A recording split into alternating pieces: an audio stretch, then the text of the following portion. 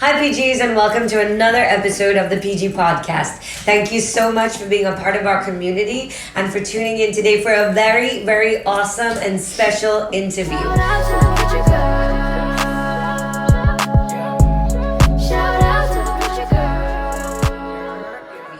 You know, every time we get a chance, we love having my friend, Missionary Celia, all the way from Mozambique, right here in the studio with us. Can we hear a cheer for Celia?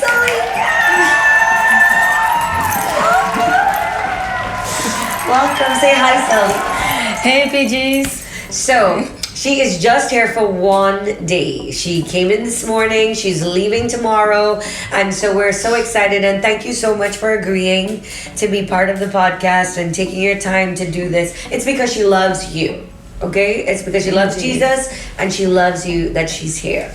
Now, as happy as I am that she's here and as happy as she looks with a beautiful, brilliant smile, this has not been the easiest time for you, has it, Celia?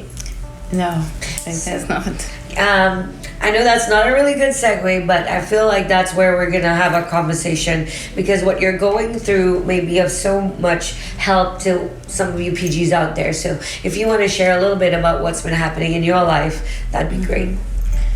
I'm very passionate about sharing real life because as a PG, preacher girl, a lot of times people think that we are these superheroes, super women that don't go through what you go through.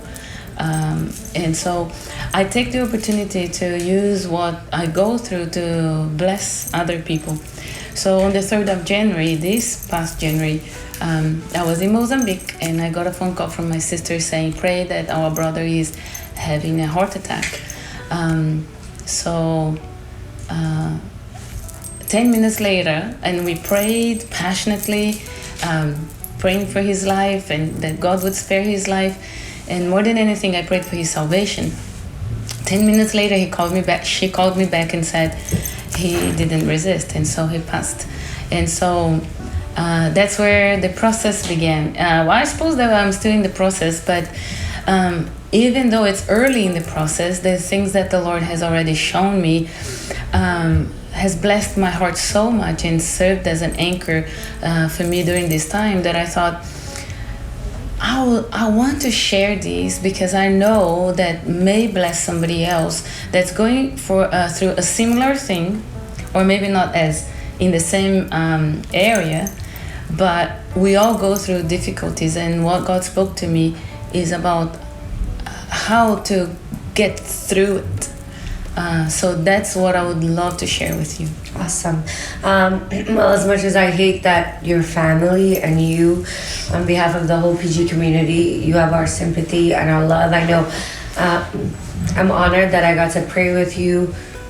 Even she sent me a text while he was having a heart attack, and literally it came in, and 10 seconds later you said that he had passed, and it was so staggering. I was staring at it like, wait a minute, was that a typo? It couldn't be real. It was so fast, you know. But so I just can imagine if it were me and it was one of my brothers, how I wouldn't know how to even begin the grief or begin to mourn. But in your case, you almost didn't have time to even think about that because you're in Mozambique. How did you deal with being so far away and this happening in Brazil? Well, by the grace of the Lord, he gave me friends that care enough. And so I texted her the moment my sister texted me saying pray. So I texted her, please pray that my brother is having a heart attack. And then we started praying, and then 10 minutes later when my sister called again, so I texted her saying that he died. So she calls me as soon as my brother, my sister hung up the phone, so she called, and God provided through her, and 6 a.m., that was 9 p.m. in Mozambican time, 6 a.m. the next morning I was on a flight to go to Brazil.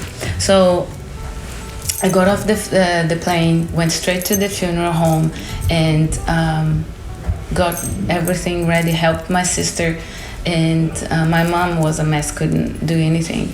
So I went home, took a quick shower, went back, and I preached at his funeral. So I didn't have time to process anything. As the time went by, during the first week, second week, I knew that I had to hold on to the Lord. But it is not easy. As preacher as we are, as pastors as we are real people, and we have feelings. So God gave me a moment where I was able to look up. I was very weak. I couldn't even pray. But at that moment, I just had to look up. And there is this one song, it is in Portuguese, but it says, we need to worship. In the time of mourning, we need to worship. In the time of pain, we need to worship. In the time where we have no resources, we need to worship. So I held on to that song, and then I made it my prayer. And that's what I did. I began to worship the Lord. And in that, and that's the word that I would like to share with our PG community. Because some of you may be going through grief or have gone through it. Some of you may be going through a different thing. No matter what we go through, the principle is the same. To worship God when we go through it, but to worship the Lord in the middle of anything that we are going through requires trust. We cannot worship if we do not trust. Trust in what? Trust. I spent 2 hours that morning, that Friday morning, the 3rd of January, praying for the salvation of my brother. Wow. I spent 2 hours the Thursday before is praying for his salvation. I can't explain that. And then on Friday night, I get the call. And you got the call before or without ever having seen that prayer answered. You don't know. Right. You know, and that is, I think, preacher girl or not, when you're praying for the salvation of your loved ones and they cross over into eternity without you knowing whether that's an additional level of grief, isn't it? Because not only did we lose them here, but we're wondering, will we get to spend eternity with them too? So your mom and your sister, tell us who's in Brazil and what it was like when you got home. So our family is very small. It's only 3 kids and my mom, because my father passed away while I was in Mozambique as well. So now it's only basically my mom, me, and my sister is married. So our family is very small.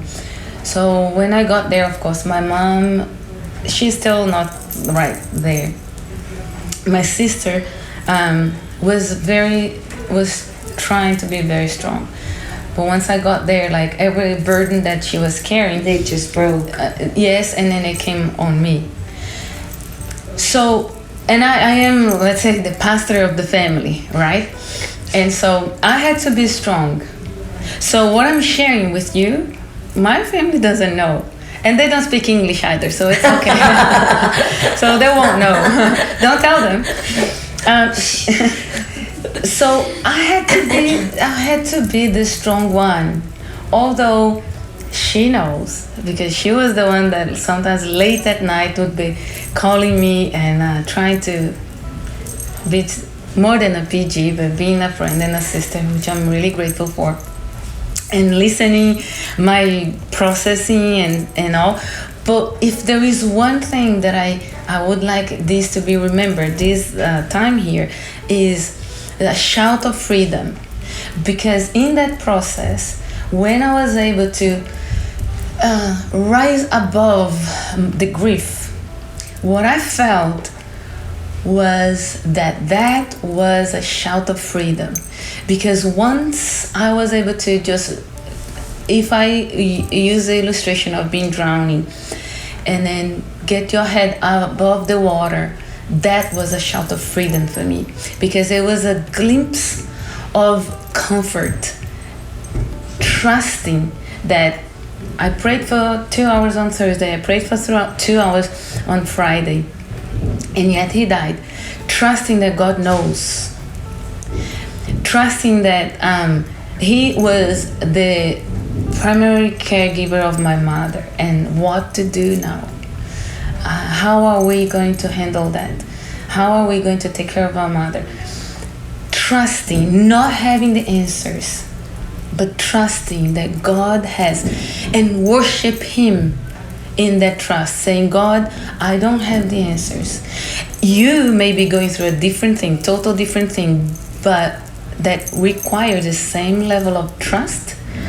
And if you are able to worship the Lord in the middle of it, you will grasp what I'm trying to say. A shout of freedom, as if you go like, yeah! Like how? Like that.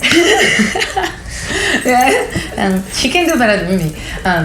It's so free. Oh, I know exactly what it is you're talking about. You know, I don't always know what people are talking about, but while we were on the Amazon, the Lord spoke a word in my spirit about surfacing. In fact, I preached a whole series of sermons about it, but it's that first breath when you're so deep that you can't even see the surface, and you kick and kick and kick and kick and kick towards the light, which is Christ, and you kick to wherever you see the light. That first gasp of air when you break the surface of the water is the best breath you ever take.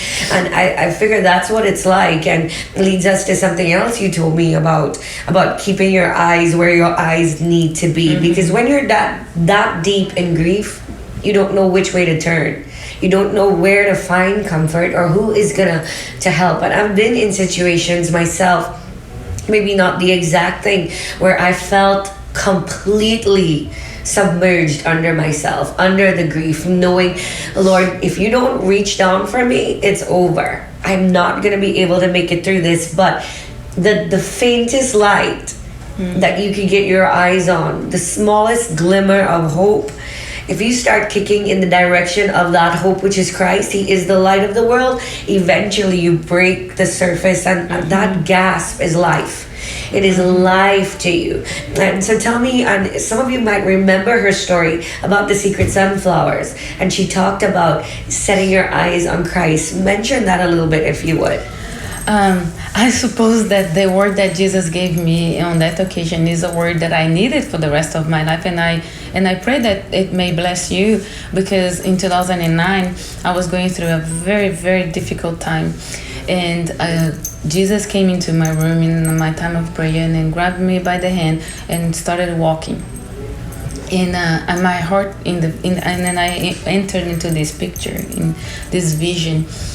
So I saw my heart bleeding, and the moment I looked at Jesus, I was he held my hand. So when I looked at Him, the bleeding would subside.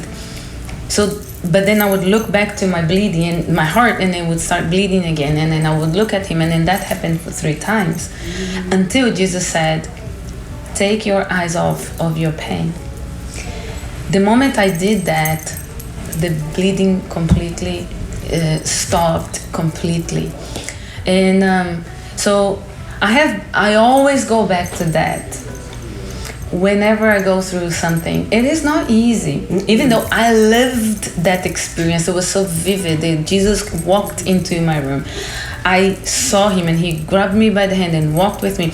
I lived that, and although I experienced that, still when we go through it, you may forget. So I force myself to go back to that and say, no, I have to remember that I need to look at Jesus.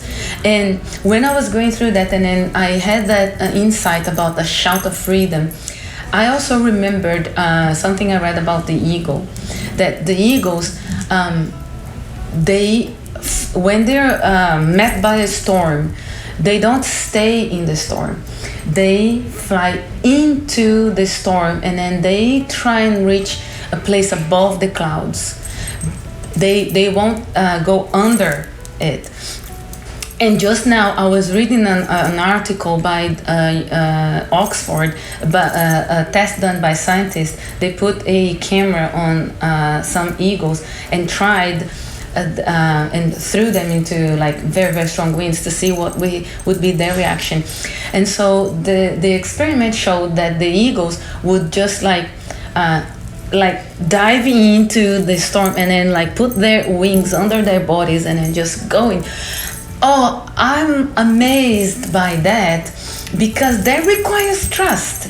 If we try to face this storm like that, it says that they will damage their wings.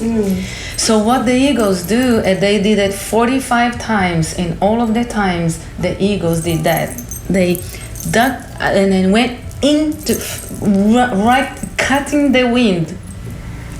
And if you are faced with a situation like that, what do? If we open the wings and fight the storm, we are gonna get broken and damaged. So I know that this would not be a recipe, because everyone's experience is different. But if I can give you as an advice or an input, to just trust God and go in and try to fly above the clouds, because no matter how dark the day looks, no matter how strong the storm is, the sun is there. Even if you don't feel its warmth, even if you don't see its light, it is there. So it goes in line with what you're just saying about coming from underwater and then seeing the light.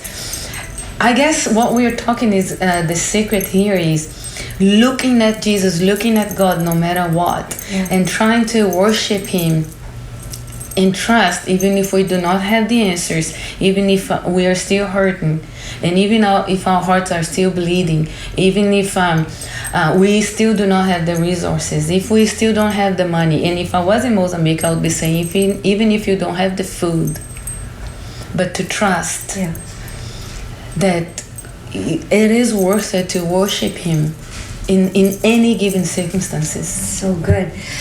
PG, sometimes, especially if you're the kind of girl I know you are, people depend on you. You are the sister. You are the provider. You are the mom. You are the pastor. You are the one who's taking care of yourself and a whole bunch of other people. And so sometimes you become a little superhuman.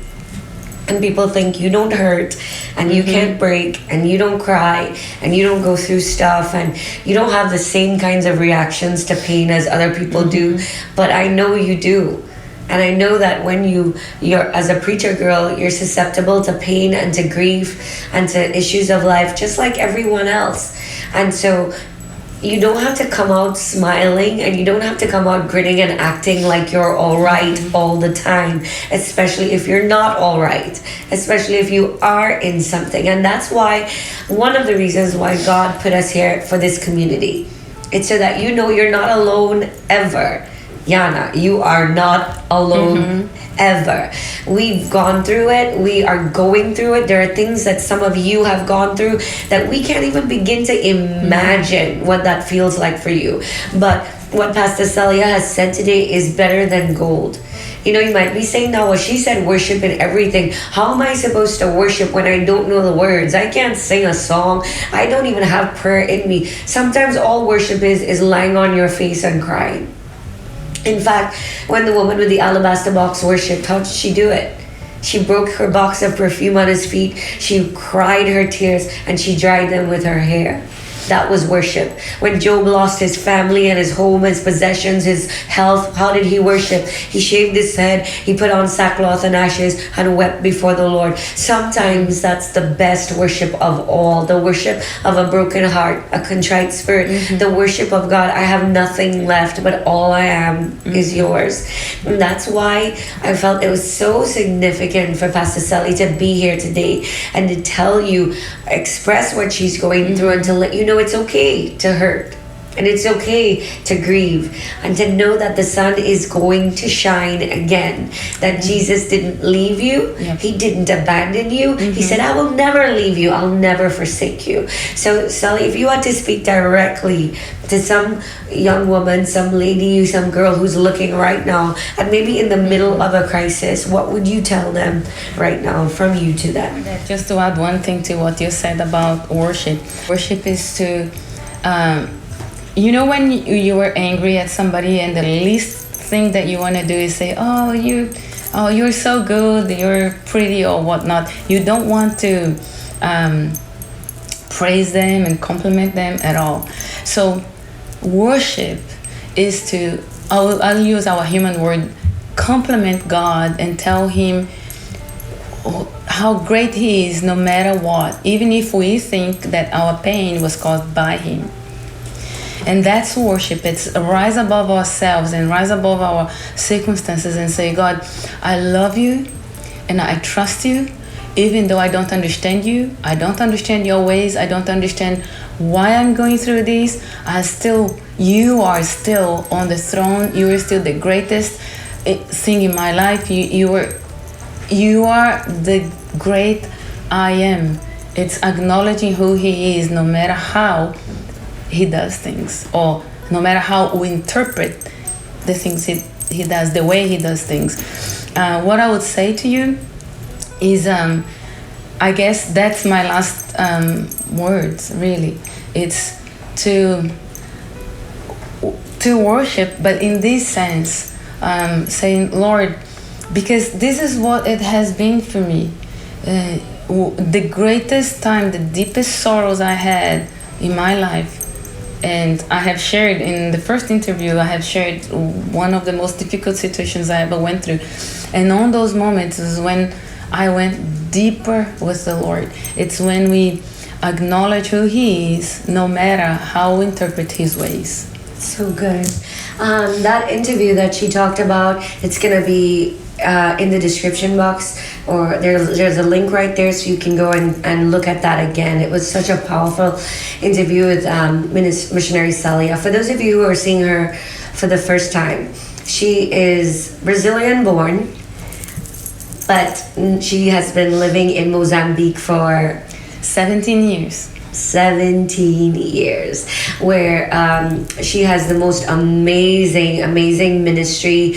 They feed over 300 children every single day a meal, and they teach them the word of God, and it's such a ridiculously amazing and thriving ministry. But also she pastors a fantastic church of beautiful people, and I've had the honor of being there twice, and I'm gonna get to go there again in April. And PG, we're gonna take you with us, so we'll make sure that you get to experience Mozambique, Africa with us as well. So in the comments below now, she's super busy, I'm telling you right now, and she's probably not gonna have the time to respond to all of us in a very timely manner, but whenever she can get to it, I know her well enough to know that she will take the time to comment. And if you would like to drop her a few lines or ask a question, for those of you who are grieving, and if you want to know something, just go ahead and leave something in the comment section right there,